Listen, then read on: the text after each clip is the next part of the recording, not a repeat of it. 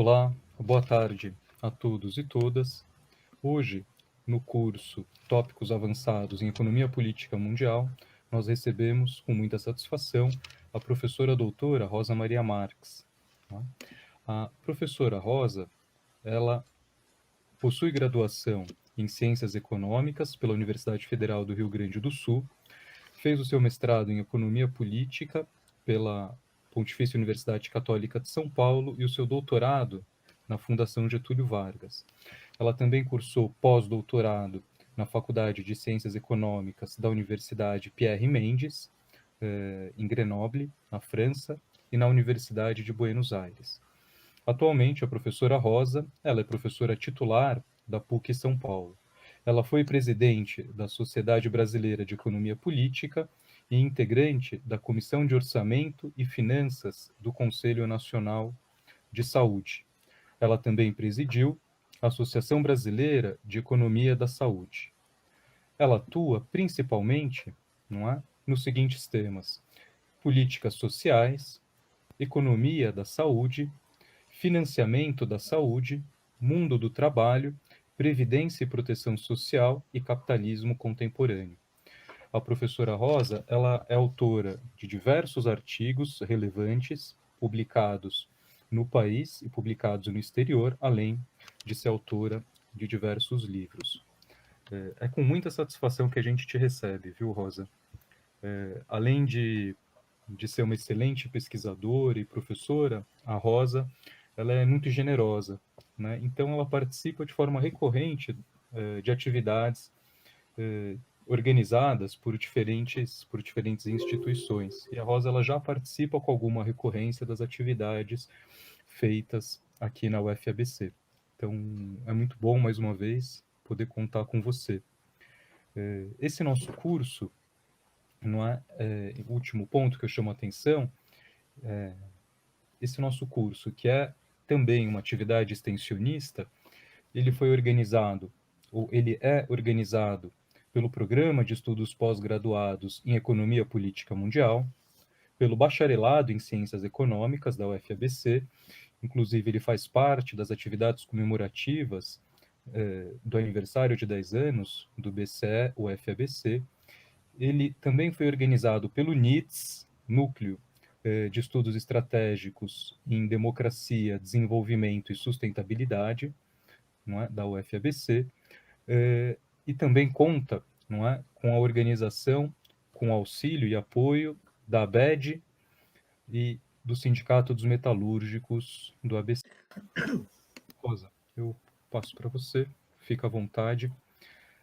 Para quem está nos acompanhando, rapidamente, acordamos antes de iniciar a transmissão, que a Rosa ela vai falar por volta de 1 hora, e em seguida a gente vai ter por volta de 30 minutos de interação por meio do bate-papo do YouTube. Tá bom? Sejam todos e todas muito bem-vindos. Obrigado. Obrigado, Rosa. Bom, boa tarde a todos e a todas. Eu queria agradecer o convite feito pelo professor Gabriel. E não poderia deixar de aceitar, né? A proposta do curso era bastante interessante. Eu mesma já assisti pelo menos 2 exposições e pretendo assistir mais uma, da Cristina Reis, né? Bom, pessoal, como eu tenho 1 hora para falar e é muito assunto, eu preparei um PowerPoint que talvez ajude vocês a acompanhar o que eu vou trazer aqui de contribuição. Então, vamos ver se eu acerto. Compartilhar a tela.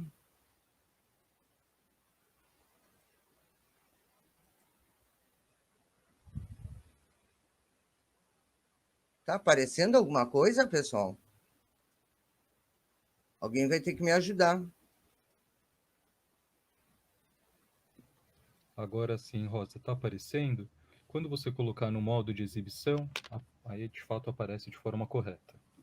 Bom, mas agora eu estou... Tá uma coisa muito maluca. Eu estou vendo você N vezes e eu N vezes. Mas E não se vejo você mais colocar no nada. modo no modo de exibição, acho que você está no PowerPoint, né? Que é aquela tacinha que fica no canto inferior direito. Aí a gente deixa de ter essa visão, digamos, infinita. Apareceu? Ah, agora sim. Tá ótimo. Então, pessoal, o título da minha fala, que foi solicitado pelo professor, é Economia Política Mundial no âmbito do capitalismo contemporâneo. Eu me preocupei, então, vocês podem ver aqui nesse sumário, em organizar a fala em 2 pontos. Um é tratar um pouco das características do capitalismo contemporâneo. E o ponto 2 é falar exatamente do capitalismo contemporâneo na crise, né? Na crise de Covid-19. Tá? Eu estou usando como referência principal 2 livros dos quais eu participei. Um é o Pandemias, Crise e Capitalismo, que acabou de sair pela Expressão Popular, a questão de um mês e meio, e o outro é Capitalismo em Crise, também pela Expressão Popular, tá? Que eu escrevo junto com o Paulo Nakatani.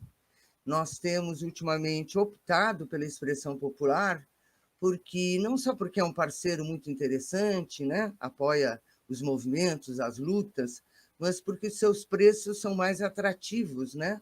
Comparado a outras editoras. Então, os convido depois, quem quiser, para aprofundar as questões, porque eu não vou poder falar de tudo, né?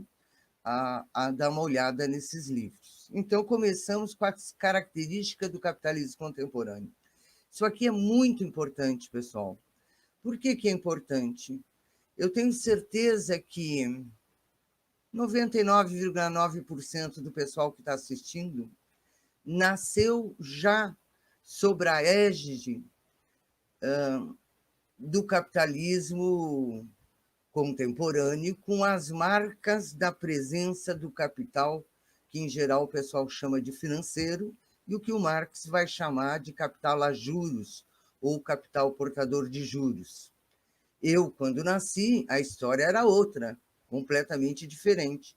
Então, muitas vezes as pessoas estão tão acostumadas, né, que não conseguem entender qual é a diferença marcante entre os períodos. Por isso, então, eu queria tratar das características do capitalismo contemporâneo no primeiro momento. A primeira característica é que o capital está em todo o globo, está em todo o mundo. Aquilo que nós chamamos de mundialização do capital. Outros chamam de globalização. Eu prefiro, tal como François Chenet, chamar de mundialização do capital, porque não se trata de uma globalização simplesmente provocada por novas tecnologias que nos permite estar próximos, embora geograficamente separados. Se trata de que o capital está presente em todo o mundo. Há pouco tempo atrás, do ponto de vista histórico, né, o capital não estava presente em todo o globo. O Marx, quando discute, quando escreve O Capital, ele já falava, né, de que o capital tinha como vocação se mundializar e que ele estava nesse processo de mundialização. Mas, na época dele, nada parecido com o que acontece hoje. E mesmo nós, eu, quando era jovem, ou mesmo no início da carreira, até pouco tempo atrás, quando alguns de vocês estavam nascendo, né, o capital não estava presente no mundo inteiro. Por quê? Porque tinha uma parte que estava interdita a entrada dele, estou falando da ex-União Soviética e dos países da Europa do Leste, estou falando da China e estou falando, inclusive, da África, de parte da África, onde ele não estava presente da maneira com que está hoje. Nós vimos a dissolução da União Soviética, a mudança de regime nos países da Europa do Leste, a dissolução da União Soviética foi em 1991, quer dizer, faz pouco tempo mesmo, e a China só entra na Organização Mundial do Comércio em 2001. E hoje o capital está em todo o globo. Tá?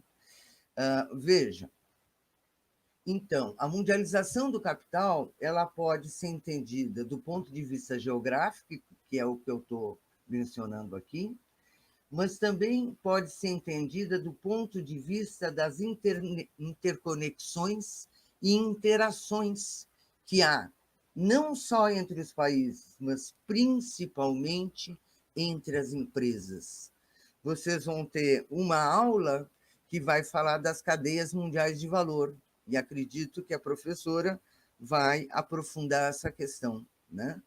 Então, o capital está no globo inteiro, e aquele processo de internacionalização que algumas empresas já estavam fazendo, principalmente ao final do século XIX e depois no século XX, a partir do final da Segunda Guerra Mundial, vai realmente se consolidar e você cria redes de produção no plano mundial, tudo interconectado, tá? Mas o mais interessante é que, além de estar tudo interconectado, os elos eles são extremamente densos, o que permite que os impactos de algum acontecimento, de alguma ação, de alguma iniciativa, ocorra de forma muito rápida, muito rápida. Tá? A segunda característica do capitalismo atual é que houve o retorno da dominância do capital a juros. Vejam, eu coloquei amarelinho ali em retorno, e mais adiante eu vou retomar isso. Né? O retorno da dominância do capital a juros, ou vamos chamar de capital financeiro, ele vai quebrar aquela lógica que tinha sido construída no pós-Segunda Guerra Mundial.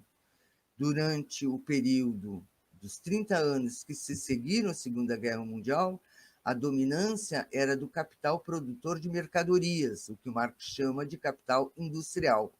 Agora não, agora é a dominância do capital financeiro, e é um retorno. Né?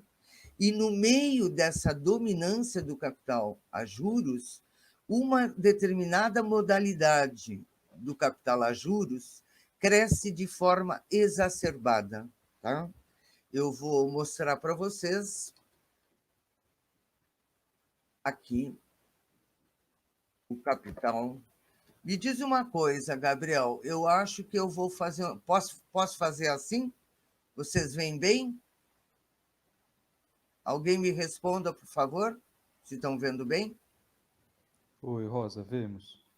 Vemos? Eu não Então tá. sei, Só para eu eu não sei poder, se pelo isso... menos nesse início, controlar onde estão os gráficos, tá?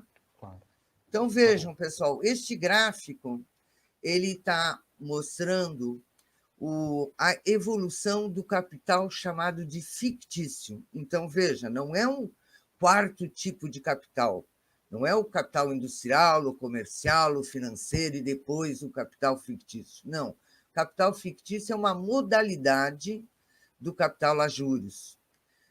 Não importa tanto vocês verem como é que se desmembra cada coluninha dessas. O que eu quero mostrar para vocês é a evolução.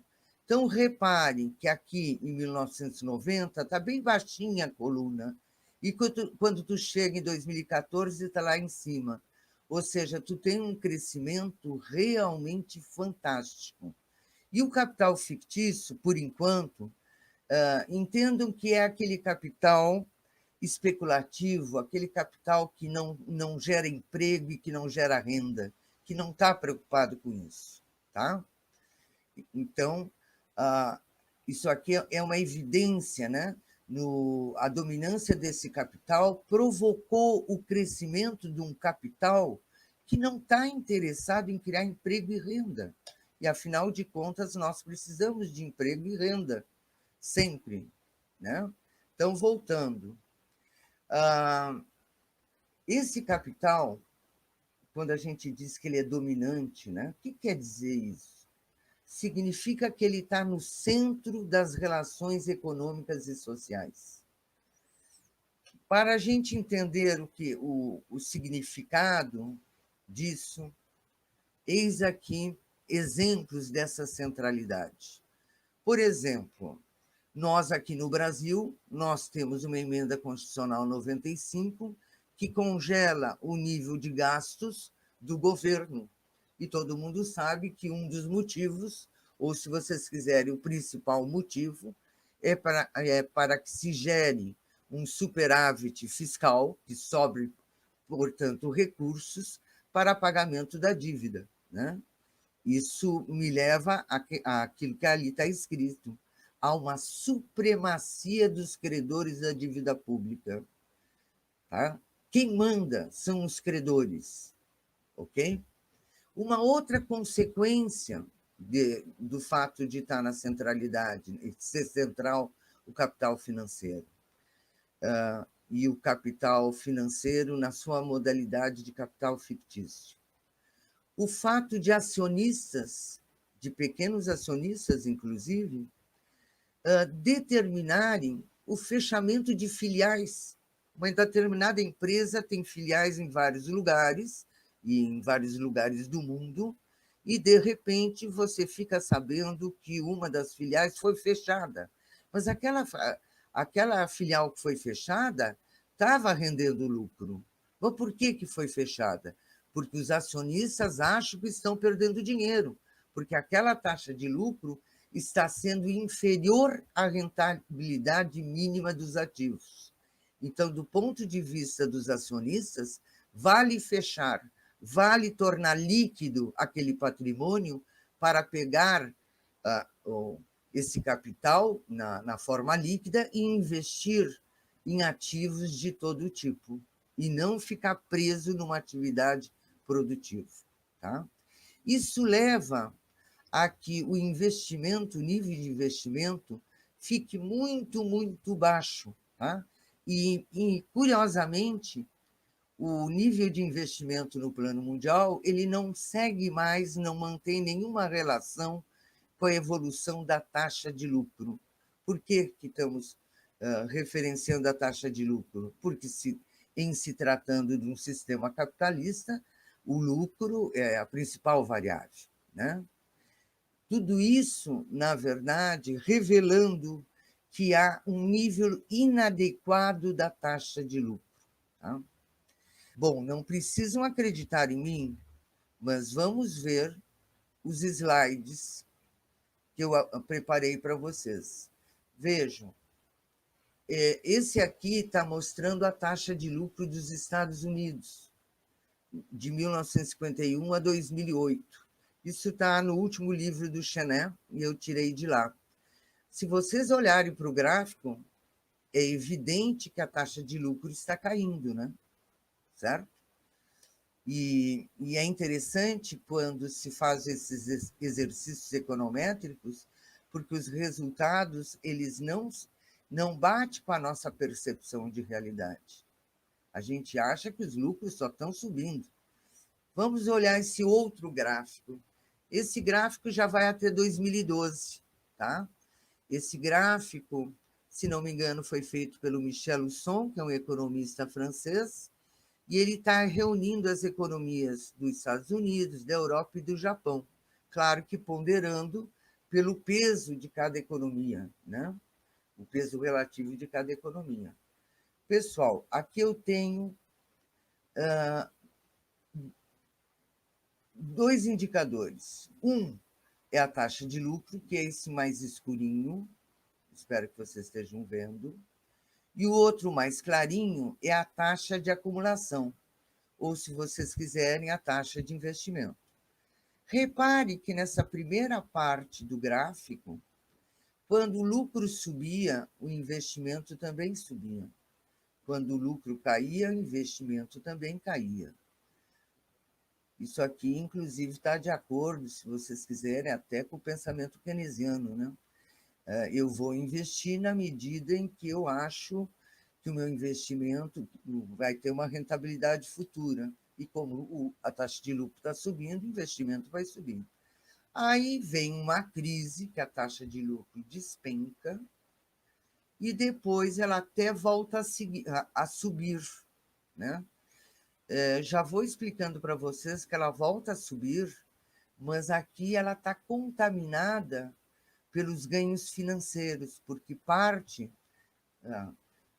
as empresas em geral, elas hoje, se vocês pegarem o balanço que elas são obrigadas a publicar, né, vocês vão reparar que uma parte substantiva dos ganhos das empresas não vem da sua missão principal, da produção de mercadoria, vem do fato de estarem aplicando em ativos de todo tipo. Tá? Então, aqui, a taxa de juros ela volta a subir, mas ela está contaminada. Mas, assim mesmo, né, está subindo. Só que o interessante é que ela sobe, mas fica a um nível inferior à do final dos anos 60. Mas o que eu queria mostrar aqui para vocês é como inverteu a coisa, né? Está subindo a taxa de lucro e está caindo o investimento, ok? Cai o investimento. Por que cai o investimento? Em primeiro lugar, porque, por incrível que pareça, as grandes empresas elas trabalham com alta capacidade ociosa. Então, não há interesse nenhum de investir e ampliar ainda mais a capacidade ociosa. Então, parte do lucro, não importa qual a origem, é destinado à aplicação no mercado financeiro. Por isso que tem essa diferença. Em vez da taxa de investimento subir junto com o lucro, está até caindo, descolou. E aqui eu tenho um, um último gráfico que eu vou mostrar para vocês, que também é algo muito interessante, que vocês vão dizer, mas como? Não é isso que eu vejo. É a taxa de lucro e a taxa de produtividade. Reparem que a taxa de produtividade, que é essa linha mais clarinha, ela vem caindo. Mas como? Como é que pode? O meu celular é do último tipo, eu estou conseguindo ter aulas online, milhões de coisas que eu fico sabendo de nova tecnologia. Pois é, pessoal, assim mesmo a produtividade está caindo. No mínimo porque, mesmo quando eu introduzo máquinas extremamente poderosas no chão de fábrica ou nas atividades de serviço, seja onde for, todas ligadas à produção de mercadoria, isso não significa que necessariamente aquele potencial de produtividade possa desabrochar. Por quê? Porque se as empresas estão produzindo com capacidade ociosa, eu não posso produzir tudo o que eu poderia produzir, tá? Então, isso aqui é só para vocês ficarem sabendo. Depois, se alguém quiser, a gente discute isso aí, tá? Mas eu estava falando, né, de exemplos do fato de que o capital portador de juros está no centro das relações econômicas e sociais, né? Então, dei alguns exemplos. E um último que eu vou mencionar, mas sempre relacionado à economia, é que nós vivemos um largo período de baixo crescimento do plano mundial. Pessoal, as economias, elas se arrastam. Quem cresce é China, quem cresce é um pouco a Índia, né, em determinados momentos. Mas o conjunto da economia, ele se arrasta mesmo. Por que eu estou falando isso? Porque eu estou comparando com períodos anteriores. Nada parecido com os 30 anos que se seguiram ao final da Segunda Guerra. Tá? Muito bem. Essas são as características do capitalismo contemporâneo. Voltando para vocês relembrarem, né? Trata-se da mundialização do capital e da dominância do capital a juros. Mas eu esqueci de falar por que, na verdade, a gente chama de retorno. Retorno porque não é a primeira vez que ele é dominante. Ele já foi dominante, ele começou a ser dominante ao final do século XIX, início do século XX. E aí se seguem as guerras, né? A Primeira Guerra, depois você tem a a grande recessão dos anos 30, tu tem a Segunda Guerra Mundial, e é a terceira vez que eu falo da Segunda Guerra Mundial, né? Mas ela é importante, por quê? Porque ao final dela vai se construir determinadas relações entre classes sociais, vai se construir instituições no plano internacional e vai se instituir políticas que, em última análise, vão cercear a liberdade deste capital. Tá? Qual capital? O capital a juros. Ok? Então, trata-se de um retorno. Por quê? Porque ele já foi dominante. A pergunta é a seguinte: bom, por que ele novamente é dominante? O que aconteceu para ele ser dominante? Antes de responder, eu só queria lembrá-los, tá, que aqueles 30 anos em que ele não foi dominante é como o Hobsbawm fala, ou como os economistas falam, um ponto fora da curva, né? Ou seja, foram condições muito, mas muito particulares que levaram àquele arranjo daqueles 30 anos. Foram condições no plano econômico, políticos e sociais. Tá? Os componentes, os três componentes, eu não sei qual que é o mais importante, pessoal. Do ponto de vista político, nós temos que entender o seguinte: há o reconhecimento, pelo menos entre os historiadores, de que quem ganhou, quem definiu o rumo da guerra foi a União Soviética, na Batalha de Stalingrado, né? E que, ao final da guerra, evidentemente, a União Soviética se colocava como uma autoridade muito grande e, internamente, nos países, aqueles que haviam lutado contra a invasão inimiga, a invasão nazifascista, que eram, em geral, socialistas, comunistas. Ou seja, quando acaba a guerra, no meio daquela terra arrasada que estava existindo na Europa, a iniciativa da luta de classe estava com os trabalhadores, vamos dizer assim, representado pelos seus partidos e pelo o renascer dos sindicatos. Tá? Tanto é verdade isso que as eleições que se seguem fazem com que os trabalhadores ganhem de cabo a rabo. Né? Vamos lembrar que o Churchill é derrotado e o Partido Trabalhista ganha as eleições na Inglaterra, e a partir daí que é criado o Sistema Nacional de Saúde e estruturado o sistema de proteção social inglês, e o mesmo começa a acontecer na Europa inteira. Ou era partidos ligados aos trabalhadores sozinhos, ou numa frente com partidos menores ligados à classe dominante. Tá? Bom, o que houve para novamente voltar? O que houve é que aquele arranjo que tinha sido costurado depois da Segunda Guerra Mundial não funciona mais. Qual é o arranjo?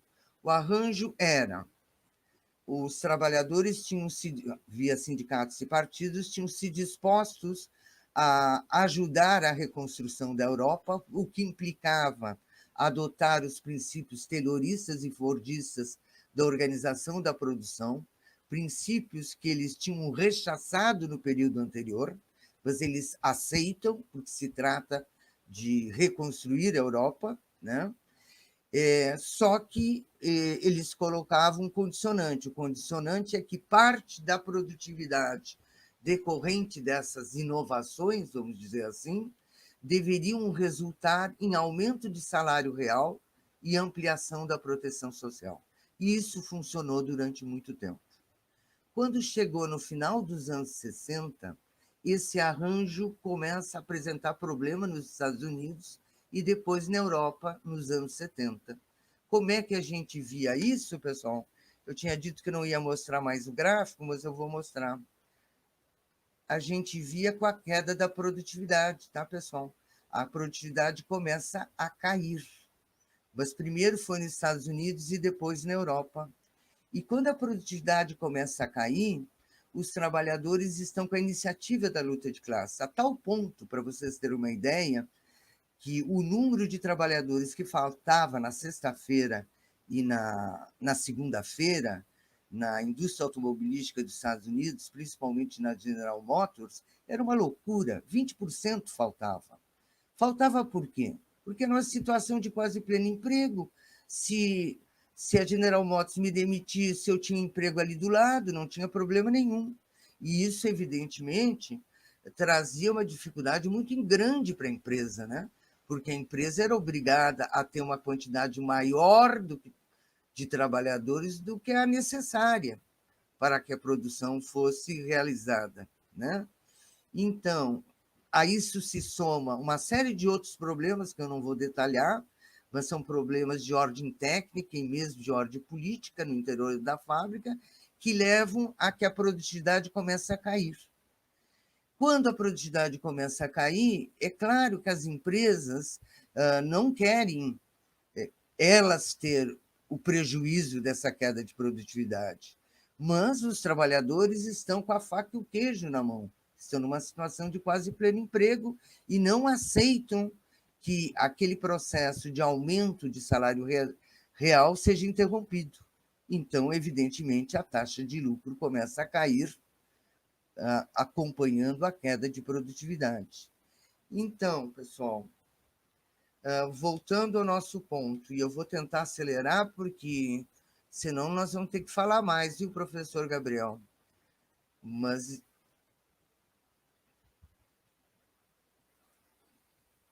estou aqui, né?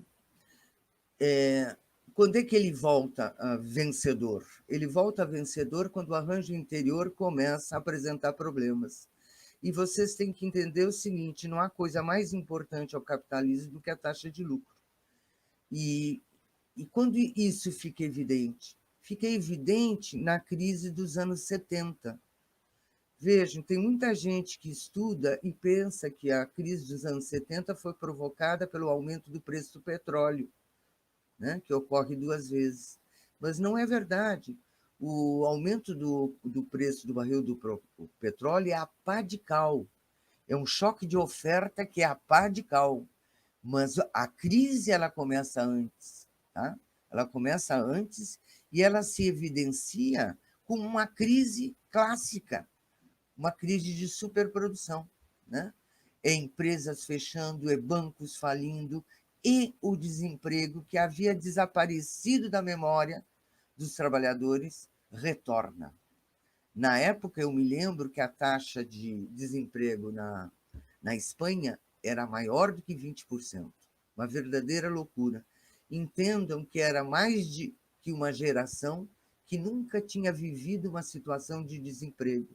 E pior, todos estavam convencidos que o capitalismo nunca mais entraria em crise. Afinal, Keynes teria resolvido as questões, e é verdade que todos os governos daquela época, de uma maneira ou de outra, adotavam políticas keynesianas, né?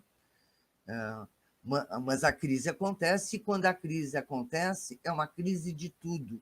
Não é só uma crise econômica, é uma crise de valores, é uma crise que vai colocar Keynes, nem vou falar em Marx, para o lado, né? E vai haver o retorno do posicionamento dos liberais sobre a forma de neoliberalismo.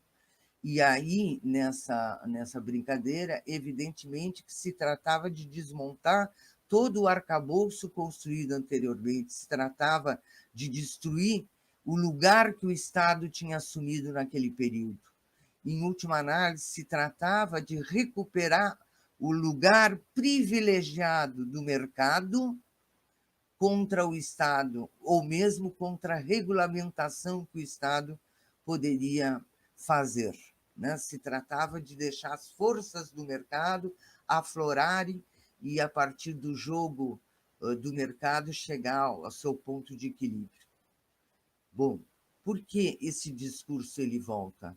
Ele volta porque o capital a juros que tinha sido tolhido durante 30 anos, tolhido, hein?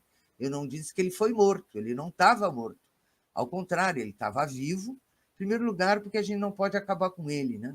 Porque tem uma parte dele, que é o capital de crédito, que é muito importante, tá? Mas mesmo o outro, ou os outros, ele não estava morto, ele estava lá, latente, como se fosse o ovo da serpente, e gestando aquela serpente, aumentando de tamanho e ávido, querendo destruir as amarras e procurar lugares, oportunidades de rentabilidade. E olha, o processo de centralização e acumulação desse capital foi tremendo durante esses 30 anos, foi tremendo. Depois, se eu tiver tempo, eu conto para vocês quais foram os elementos que levaram esse acúmulo de capital que estava louco para sair. E quando ele sai, né, é muito curioso, né? Quando ele sai, ele se multiplica N vezes. Bom, então, pessoal, o problema é o seguinte: qual é a diferença? Deixa eu me achar de novo. Qual é a diferença desse capital em relação aos demais capitais? Professor Gabriel, como eu não sei, já que é aberto a público, se aqui todos são economistas, eu coloquei aqui uma simplificação dos 3 capitais definidos pelo Marx, tá? Apenas para a gente entender a diferença.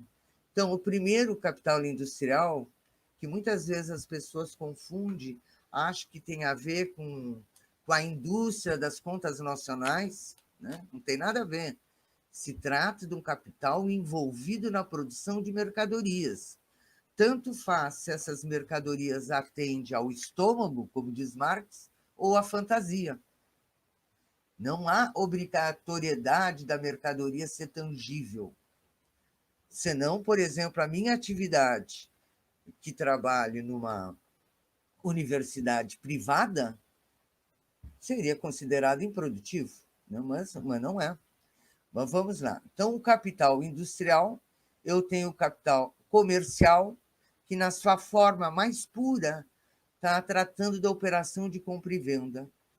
E eu tenho o capital a juros ou portador de juros, que eu botei D de linha. Para eu chegar ao D de linha, vamos olhar aqui para baixo, pessoal. Faz de conta que o João é um empresário, capitalista industrial. Ele, com dinheiro, ele compra ou aluga mercadoria, ele compra matéria-prima, máquinas, equipamentos, instalações, contrata a força de trabalho, organiza o processo de produção, e daquele processo de produção surge mercadorias. Essas mercadorias, se deixadas no galpão do João, não acontece. Não dão o pulo, o salto mortal da mercadoria, como diz o Marx, né? O João, ele tem que vender essas mercadorias. No momento que ele vende a mercadoria, transforma-se em delinha. Por quê? Porque no interior desse processo de produção tem uma mercadoria especial, que é a força de trabalho, que é capaz de produzir para além do seu próprio valor.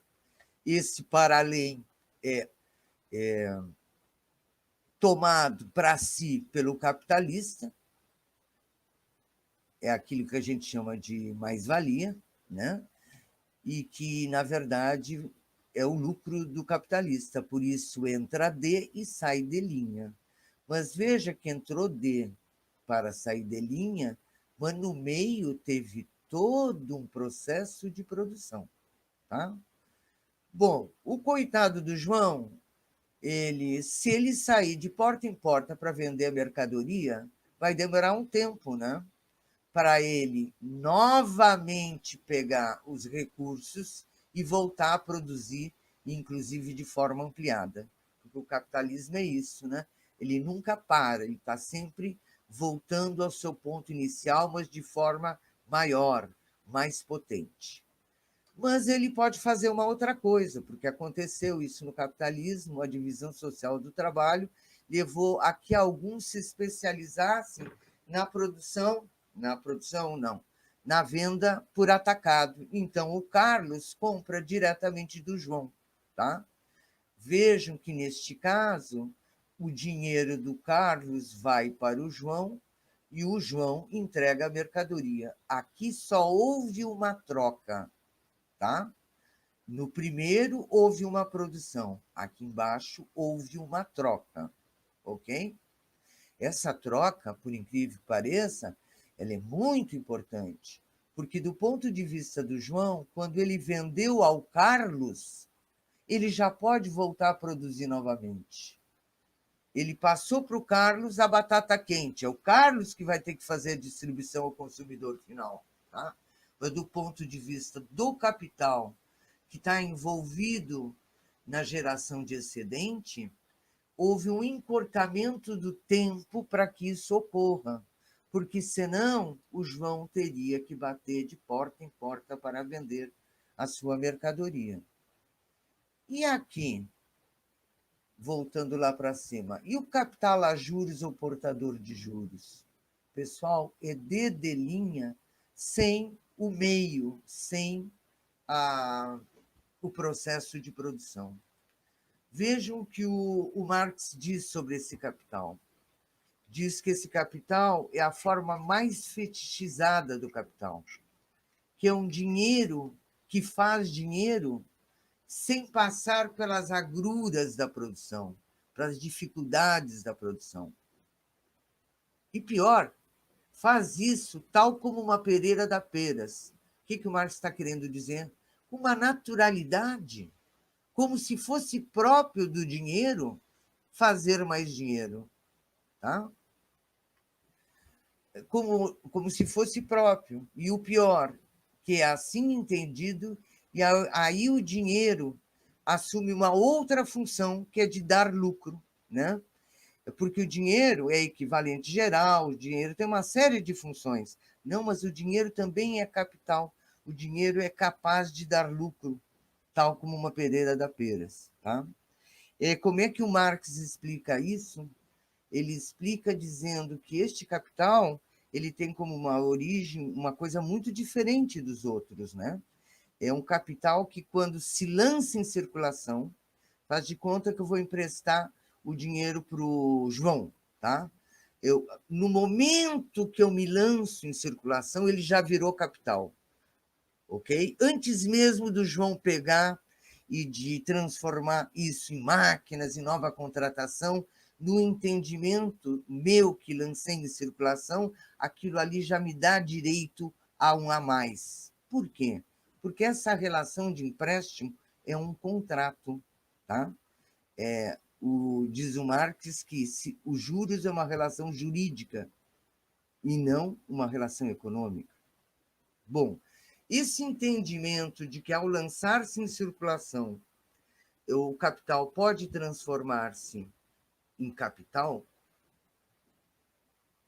dá origem ao que nós estamos vivenciando, que é o desenvolvimento exacerbado do capital fictício. Ok, pessoal? Eu espero ter dado uma ideia das características do capitalismo contemporâneo. Então, vamos lá, quais eram? Aqui, a mundialização do capital e o retorno da dominância do capital a juros. Só que eu tinha que explicar para vocês por que era retorno. E se é retorno, como é que era antes? Então, falei rapidamente. Eu tinha que explicar para vocês qual é a diferença do capital a juros em relação aos outros capitais. Mas veja, tudo que eu fiz aqui foi de maneira muito rápida. Por quê? Porque aonde que eu quero chegar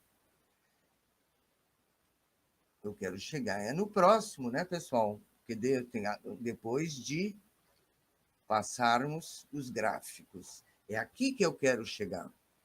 Então, professor Gabriel, acho que eu vou ter que falar um pouco mais do que o previsto. Tá? Vejam, pessoal. Absolutamente à vontade, Rosa. Ok. Bom, o pessoal também pode dizer, né, se está bem ou não. Mas vamos lá, pessoal.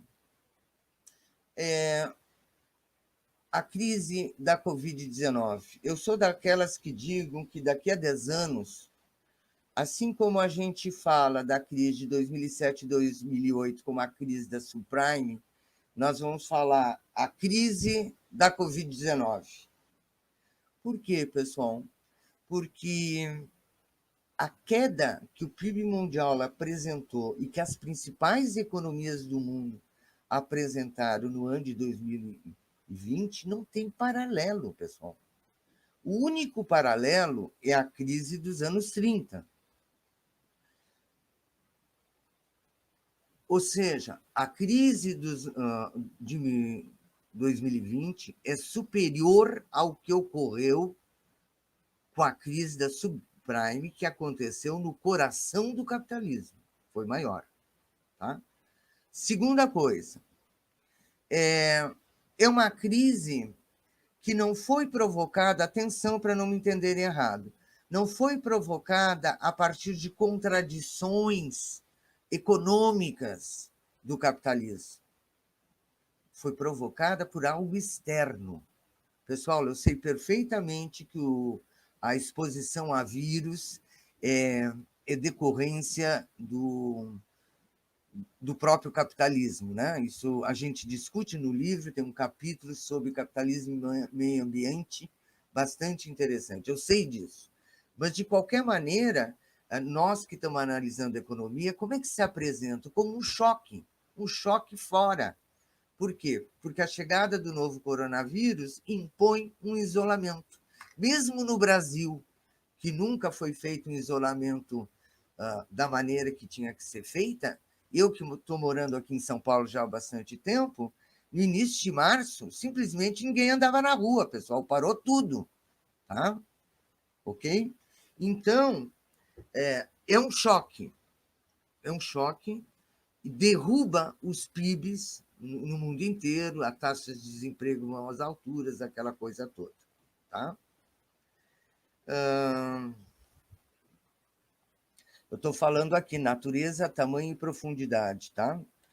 Isso significa dizer que o capitalismo não estava com problemas? Não, pelo contrário. O capitalismo não tinha se recuperado da crise de 2007 e 2008. E o próprio Fundo Monetário Internacional dizia que o ano de 2020, várias economias importantes do mundo apresentariam um crescimento muito baixo, ou seja, um desacelerar em relação a 2019. Mas isso nem precisou acontecer. Chegou a Covid e derrubou tudo. Tá? Assim, uma outra coisa que eu queria dizer é que essa é a primeira crise que ocorre com este nível, né, de profundidade e provocado por um coronavírus, ou seja, provocado por uma pandemia, no caso, sobre o capitalismo mundializado, sobre a égide da mundialização do capital. Não é a primeira vez que a Organização Mundial da Saúde determina que se trata de uma pandemia, mas é a primeira vez que uma pandemia tem esse grau de contágio, né, e de letalidade, pessoal. Nós temos que fazer a diferença, tá? Então, é importante isso. Por que é importante? Porque as coisas começam a se misturar, né?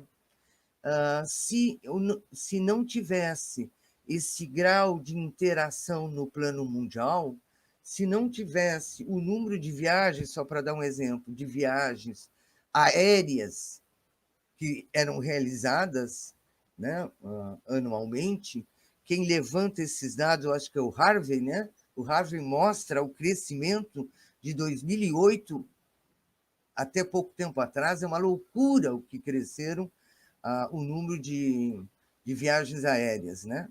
Que, evidentemente, espalhou o coronavírus para o mundo inteiro. Tá? Bom, deixa eu mostrar para vocês, espero que vocês consigam ver, vou abrir aqui para verem melhor. Aqui são taxas estimadas de variação do PIB para alguns países, e vejo que a gente se preocupou em botar, evidentemente, o mundo, principais economias, algumas na América Latina. Tá? As previsões aqui vão até dezembro de 2020, no caso, quando é dado da OCDE, porque são várias agências, Fundo Monetário, Banco Mundial, OCDE, São Paulo e UNCTAD. Tá? As previsões uma loucura. Algumas, né, inclusive, foram piores do que estavam supondo. Vocês veem que vai mudando, né? As previsões vão mudando, a gente abre as coluninhas de junho, setembro, dezembro, de julho, outubro, de dezembro. Então, vai mudando. Por quê? Porque a situação vai mudando, porque os auxílios vão acontecendo, porque os estados vão gastando no sentido de minimizar a crise, tá? Mas, de qualquer forma, é uma coisa dantesca. Eu não trouxe aqui, porque eu não tive tempo, os dados últimos, os que saíram. Mas vocês reparem que o Brasil, tá? O Brasil que está aqui nessa linha, no fim, ele teve uma queda de 4,1%. E só teve 4,1% porque foi aprovado o orçamento de guerra, porque foi aprovado, porque houve o auxílio emergencial, em particular, tá? Que foi muito importante. A quantidade de pessoas, acho que foram 64 milhões de pessoas que foram beneficiadas pelo auxílio emergencial, e vocês se analisaram os dados de 2020, apesar disso, o consumo das famílias caiu, né? Por quê? Porque o auxílio de 600 é cortado pela metade, aquela coisa toda que vocês conhecem. Mas, de qualquer maneira, pessoal, voltando ao que eu queria mostrar para vocês. Eu estou querendo mostrar a profundidade da crise, ok? Falei a natureza da crise. Agora, tem um dado interessante. Ao longo da crise dos anos 20, tá? Deixa eu ver se eu acho ele. Eu não pus aqui. Acho que eu não pus. Mas durante o ano de 2020, no primeiro momento, as bolsas despencaram, né? Mas vocês devem saber que depois ela não só se recuperou, como ultrapassou o nível anterior. Então, atenção, pessoal. A crise não foi provocada pelas contradições, foi provocada por algo externo. Mas, durante a gestão da crise sanitária, se aprofundaram contradições próprias do capitalismo contemporâneo. Um deles, comecem a ligar uma coisa com a outra, é essa dominância desse capital, e principalmente de um capital que não está comprometido com geração de emprego e renda. Eu não vou ter tempo de dizer para vocês, mas o capital fictício, entre os seus tipos, tem os títulos públicos, o capital acionário, o capital bancário, derivativos e criptomoedas. Acho que eu falei todos, acho que eu não esqueci de nenhum, tá? E eu estava mencionando aqui a Bolsa. Pessoal, o mundo estava caindo e a Bolsa só subia. Que maravilha, né? Ou seja, a bolha crescendo maravilhosamente bem. Isso é uma contradição que se aprofunda durante a gestão da própria crise sanitária, tá? Isso é legal de a gente discutir. Bom, eu quero ver se eu boto... Dá licença, eu estou perdida aqui, pessoal.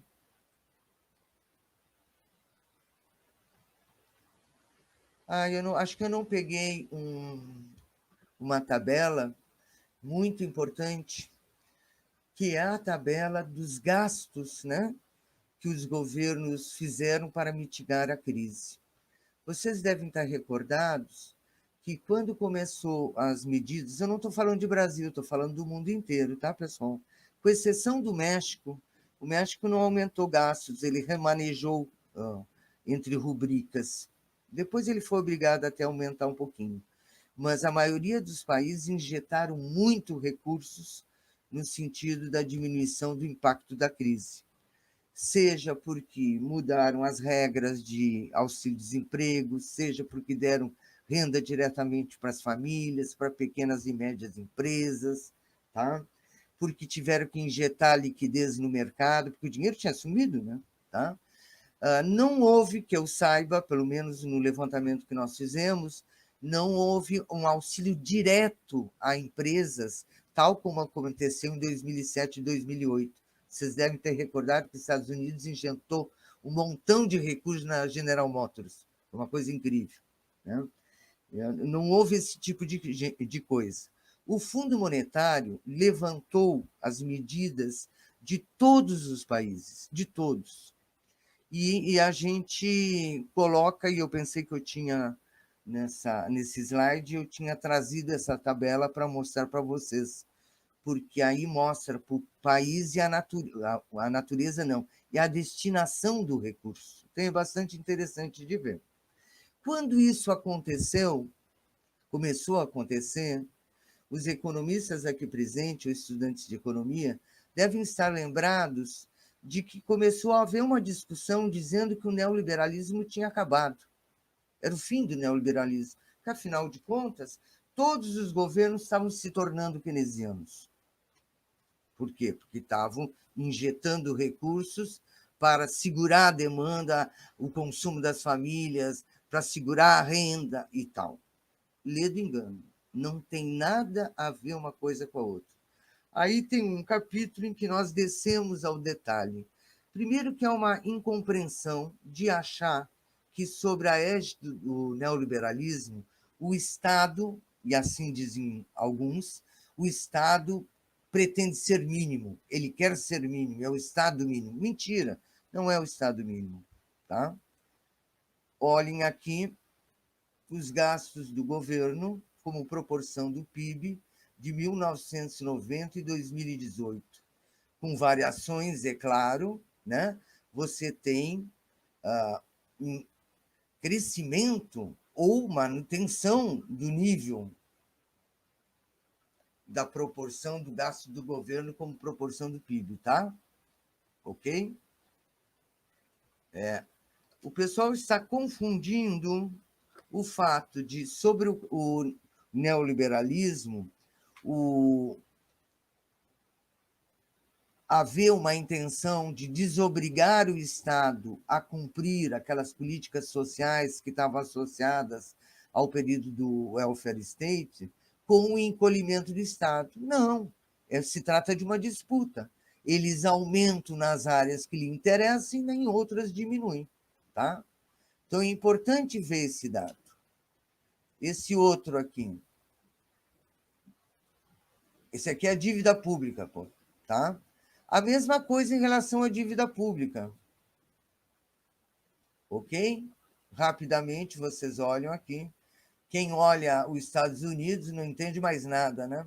Como é que fica se falando em equilíbrio fiscal quando eu tenho a principal economia do mundo crescendo, crescendo, crescendo sua dívida? Tá? E agora, mais recentemente, com o Biden, né? Quando ele anunciou os gastos, novamente se colocou essa questão. Que o neoliberalismo está acabando. Pessoal, o que eu defendo é que o neoliberalismo é a expressão retórica e ideológica, se vocês quiserem, da dominância do capital a juros. É impossível acabar o neoliberalismo mantendo-se a dominância do capital a juros. O capital a juros, para existir, ele tem que falar em nome de todos os capitais, defendendo a supremacia do mercado em todas as esferas e, portanto, encolhendo o Estado na educação, na saúde. Tá? Então, eu não posso imaginar uma coisa sem a outra. É algo que é só uma questão de olhar. Se eu virar, eu olho de um jeito, olho do outro jeito. O neoliberalismo é a expressão ideológica. A base são os interesses desse capital, tá? Que fala em nome de todos, porque, evidentemente, os outros se beneficiam disso. Além do que, sobre o Biden, esquecem de dizer que o volume de recursos que ele menciona estão diluídos em 10 anos, né? Mas isso é coisa menor, tá? Então, já estou falando há quase 1 hora, né? Mas eu vou falar mais um pouquinho, pessoal. Tudo de maneira um pouco telegráfica, né? Mas é o que dá. Então, a discussão sobre o Estado e neoliberalismo ela é muito importante. O que eu estou chamando a atenção é que vocês não podem ficar numa discussão da aparência da coisa, tá? O discurso ele pode estar escondendo outras coisas. Por exemplo, por que aumentou tremendamente os gastos dos governos durante a pandemia? Até o nosso, pessoal fez um orçamento. Vocês vão dizer, mas foi uma briga política. Não importa. O que importa é o resultado. Tá? Houve um aumento fenomenal em todos os países. Por quê? Porque uma pandemia é ruim para os negócios, no mínimo isso. Tá? Porque uma pandemia mexe com absolutamente tudo e você pode ter problemas de coesão social. Então, nós, economistas, temos que buscar sociologia para entender por que um governo ultraliberal, não importa qual deles, eu estou dizendo assim, governos de todos os matizes, mais ou menos adotaram as mesmas medidas, tá? Para diminuir o impacto, porque é ruim para os negócios, e esse ruim para os negócios vai me levar a eu falar da ressignificação de parte da saúde pública, que eu já falo daqui a pouco, mas principalmente por uma questão de coesão social. Vocês entendem isso, pessoal? Coesão social? Uma sociedade, mesmo com alto nível de exploração, etc., ela funciona, ela se reproduz no dia a dia porque há coesão social. Mortes generalizadas, gente morrendo da Covid ou de fome, assim, 1, 2 é uma coisa, mas quando são milhares é outra coisa. Tá? Mexe com a questão da coesão social. Bom, com isso eu já engancho com 2 temas, não acho que 3 não vou conseguir fazer. Um é o seguinte, pessoal, nós estamos defendendo que, além daquela velha discussão em torno da saúde, né? Qual era a velha discussão? O grupo que defendia a defesa da saúde pública, ou seja, que saúde é um direito de todos e um dever do Estado, assim está na nossa Constituição, assim foi construído o Sistema Nacional de Saúde inglês em 48, tá? Assim foi construído o sistema francês, espanhol, de Portugal, Canadá. Espanha e Portugal é um pouco mais recente, tá? E vários outros.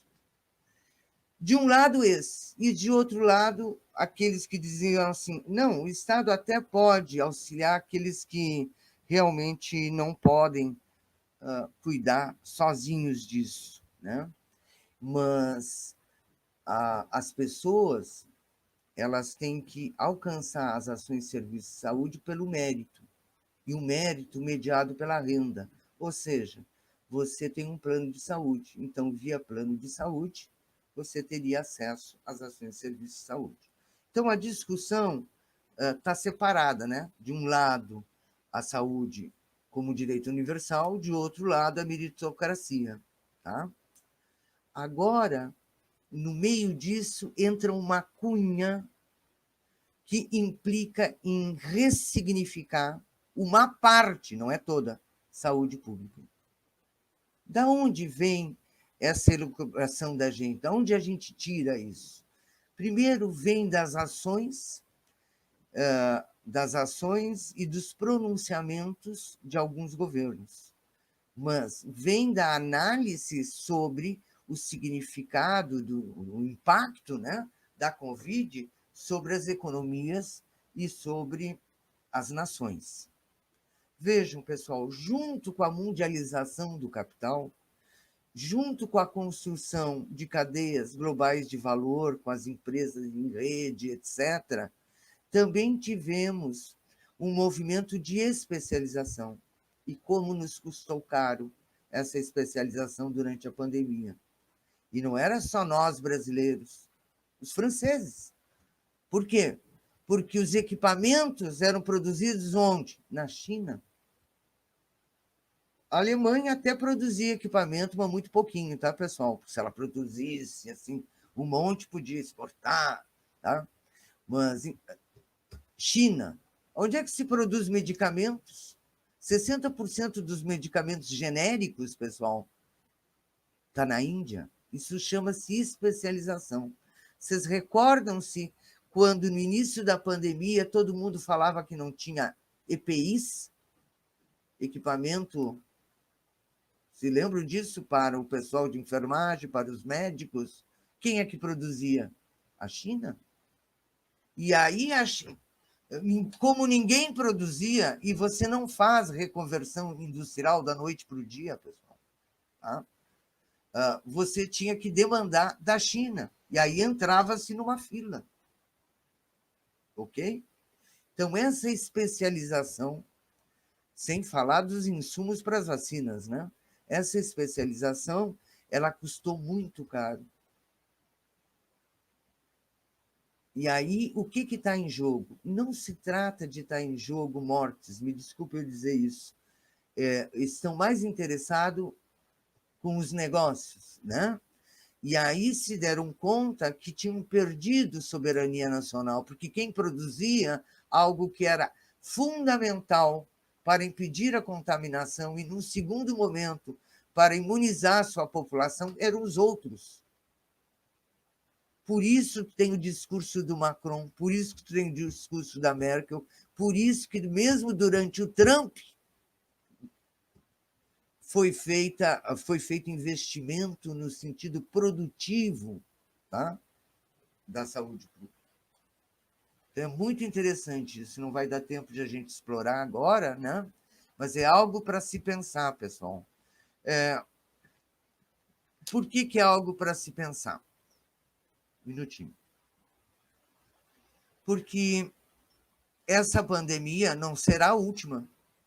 Se nós somos coerentes na análise da relação capitalismo e meio ambiente, nós sabemos que nós estamos sujeitos a outras pandemias, que podem ser mais virulentas do que essa. E não é terceira vez que eu falo, e não é bom para os negócios. Não é porque mata muita gente, é porque não podem admitir que a economia mundial caia como caiu em 2020. Porque não adianta vocês me dizerem, mas os ricos ficaram mais ricos. Tudo bem, pessoal, estamos falando de pessoas, mas pense em quanto de lucro eles não perderam, porque não conseguiram realizar esse lucro, não puderam nem explorar a força de trabalho como gostariam e depois realizar o lucro. Tá? Bom, no meio de tudo isso, para complicar, nós estamos vivenciando uma grande ruptura do mercado de trabalho. É uma ruptura que não está acontecendo hoje, nem vai acontecer amanhã, nem depois de amanhã. É um processo. Do que eu estou falando? Eu estou falando de que, antes mesmo da pandemia, já estava começando a ser implantado, né? A indústria 4.0, desenvolvida a internet das coisas, e a corrida entre Estados Unidos e China em relação à inteligência artificial, né? Que é uma corrida bonita. Ou seja, nós estamos vivenciando uma onda tecnológica que terá grandes impactos sobre o mercado de trabalho. Veja que eu não falei que nós estamos vivendo uma nova revolução tecnológica, porque a base técnica é a mesma, mas há diferenças, né, pessoal? Há diferenças. Eu tinha até desistido de mostrar aqui por causa do tempo, mas estou tratando disso aqui, ó, tá? Não se trata de uma nova tecnologia, porque a tecnologia já existia, era uma tecnologia com base na microeletrônica, mas ela tem um caráter disruptivo, tá? Que tem a ver com as inovações envolvidas. Tá? Vão ter várias consequências. Vai reestruturar o sistema produtivo, vão contestar posições de mercado, vai deslocar líderes de grupo, abrir espaço para novas empresas, reorganizar a indústria, quer dizer, a organização industrial e a economia industrial, tá? É uma série de impactos. Esses impactos, do ponto de vista da produtividade, aqui é só para mostrar para vocês que eu tinha preparado mais coisas, mas que não dá para fazer tudo, tá? Em termos de produtividade, quem está trabalhando com isso diz que o impacto será muito grande. E eu queria que vocês fizessem um exercício para entender o que eu estou falando.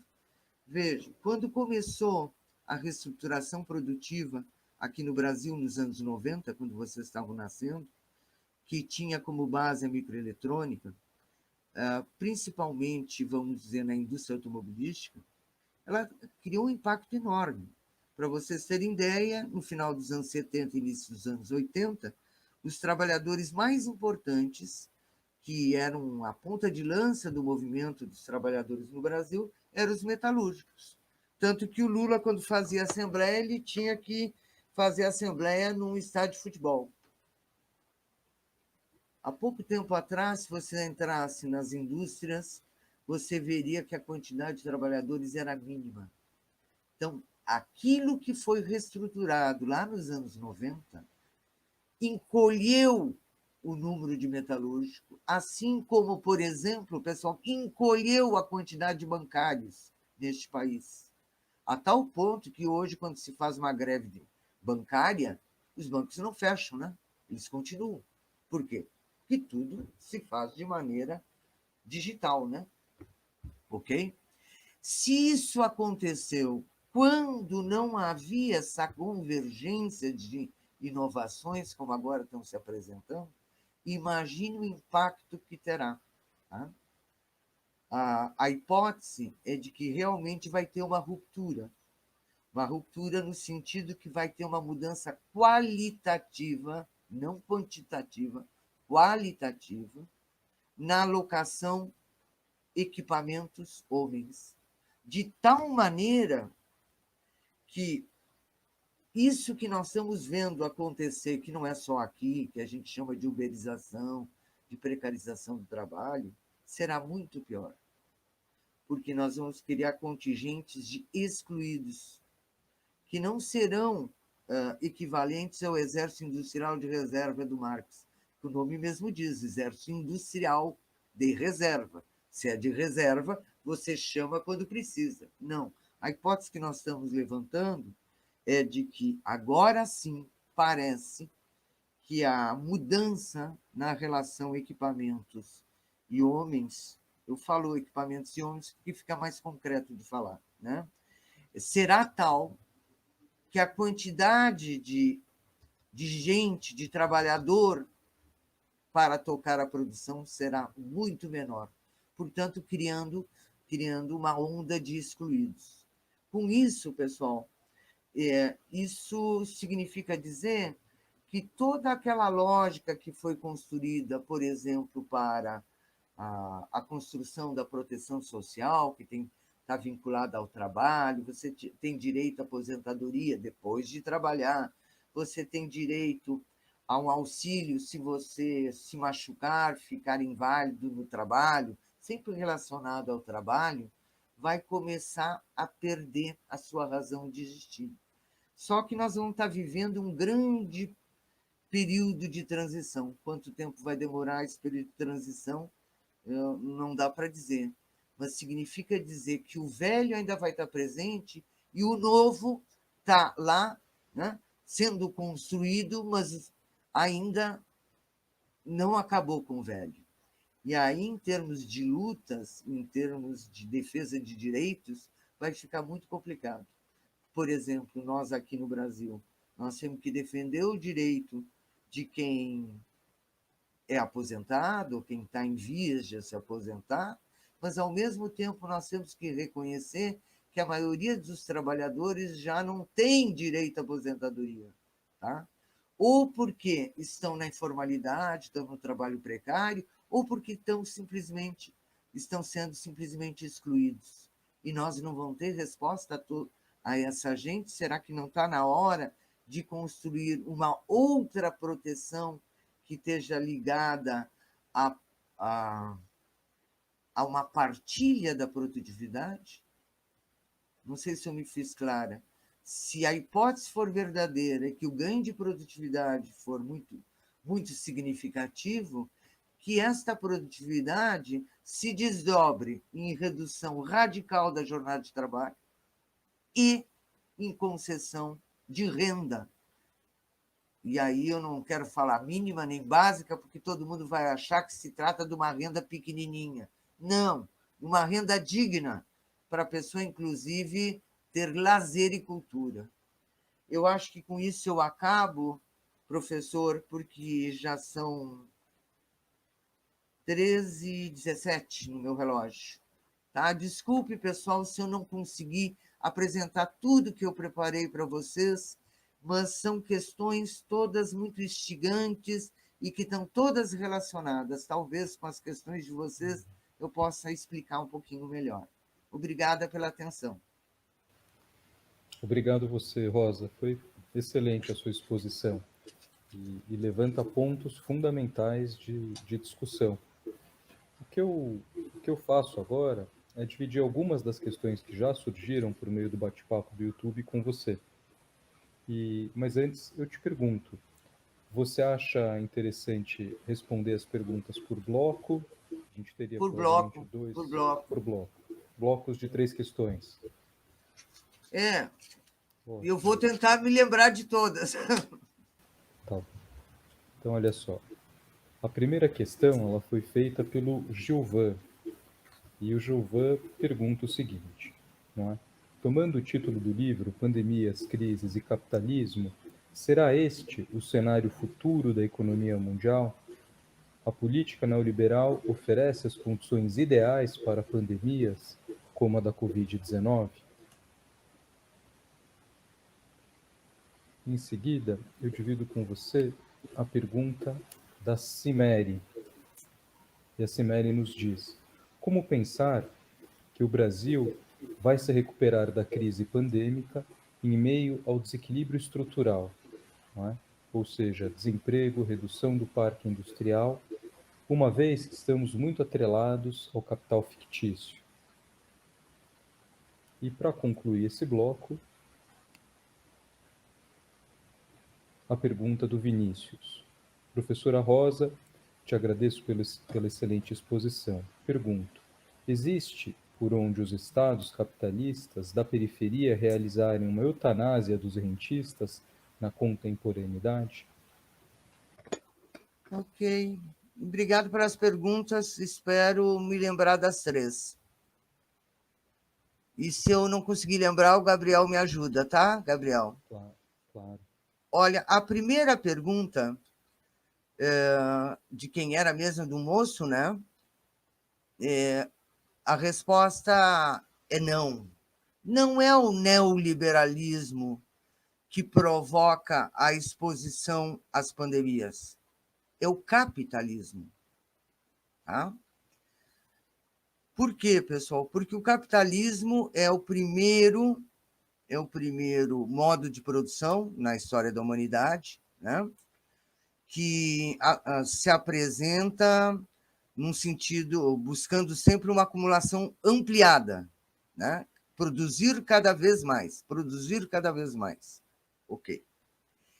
É verdade isso. Se vocês leem sobre os modos de produção anteriores, você tem uma reprodução simples, praticamente. O que não quer dizer que não houvesse, de repente, uma situação que levasse a um crescimento, que eu já vou mencionar daqui a pouquinho. Mas o capitalismo ele tem isso presente, né? E o capitalista individual ele está sempre buscando lucro.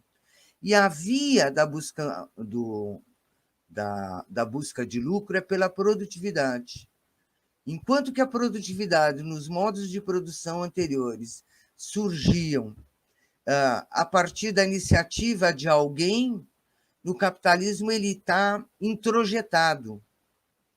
O capitalista individual, ao se diferenciar dos seus competidores, pode vender ao preço dos competidores a um custo mais baixo e, portanto, ter um lucro extraordinário.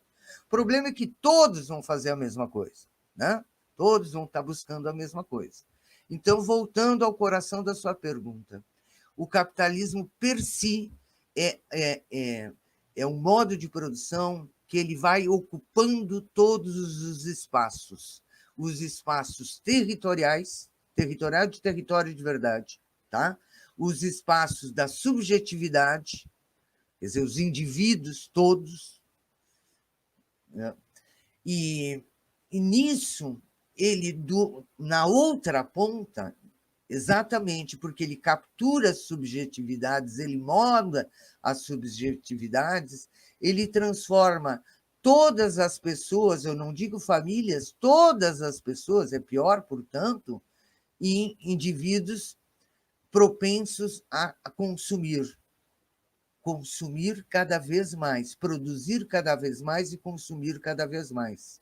Isso está introjetado nos hábitos das pessoas, isso está introjetado nos processos de produção, utilizando formas de produzir que agridem a natureza, que desperdiçam, né?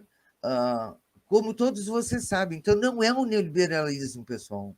O neoliberalismo, essa dominância desse capital, que inclusive tenta se autonomizar, se independizar da produção de mercadorias, como se fosse possível viver num castelo, no ar, né? Vocês sabem que, na medida que esse capital cresce, até que vem uma crise e ele volta a crescer novamente.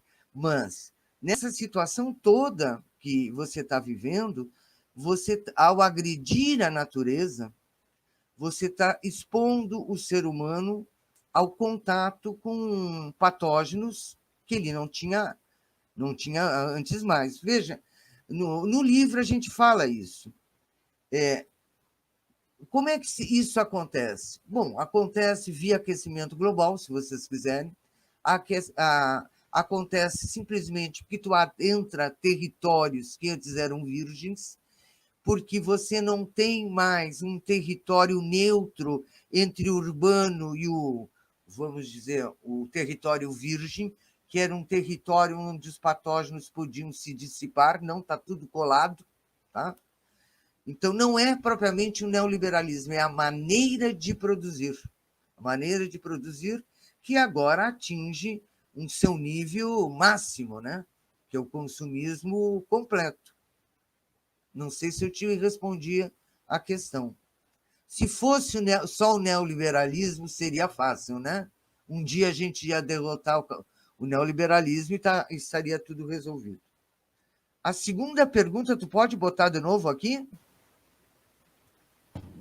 Claro. A segunda pergunta faz referência à possibilidade de recuperação do Brasil, não é, tendo em vista essa prevalência do capital fictício.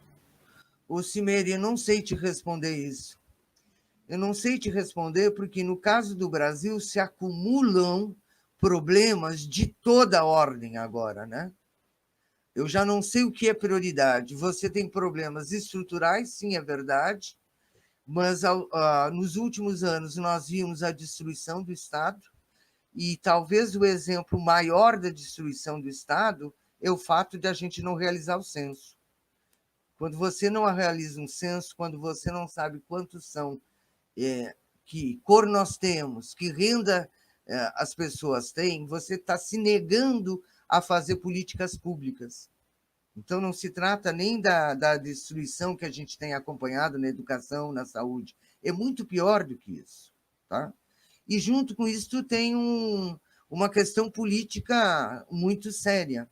Eu diria o seguinte, se, de um lado, que, ao contrário do que nós percebemos, né, o governo, em última análise, está cumprindo a agenda, porque ele está cumprindo a agenda, né? A gente esquece que a reforma previdenciária foi feita durante o governo do Bolsonaro. E os avanços que estão havendo em termos de privatização, os avanços que estão havendo em relação às terras indígenas, etc. Isso aí responde a interesses do grande capital. Tá? Então, é uma questão mais complicada. se, de um lado, a gestão da pandemia é essa que nós estamos vendo, de outro lado, está cumprindo a agenda. Então, nós temos, antes de tudo, uma questão política. E nessa questão política, aí você tem razão, tá? Porque se miscui o capital a juros, o capital financeiro, mas tem que falar que é um capital internacional, onde se mistura o nacional com o internacional. Por quê? Porque os capitais eles estão livres, né, para ir e virem, tá? Então não é, o culpado não são os bancos brasileiros, é muito mais do que isso. A luta é longa. Não sei se eu consegui responder. E a última perguntinha. A última pergunta, ela falava sobre a possibilidade de eutanásia dos rentistas na periferia. Ah, pois é. A eutanásia dos rentistas, nem o coitado do Keynes conseguiu, né?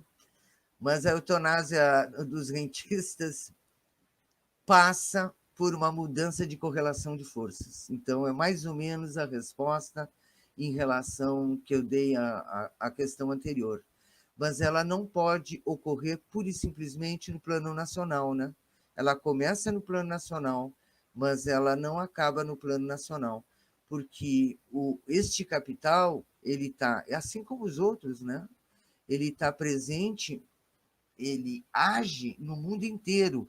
Esse é o seu cenário, ele não é nacional, mas a luta começa pelo nacional. Aí vocês já imaginaram o que pode acontecer, certo? Vamos ter embargo, uma série de coisas. Mas aí a gente vai estar junto com outras economias, né? E a gente começa a se juntar com as outras.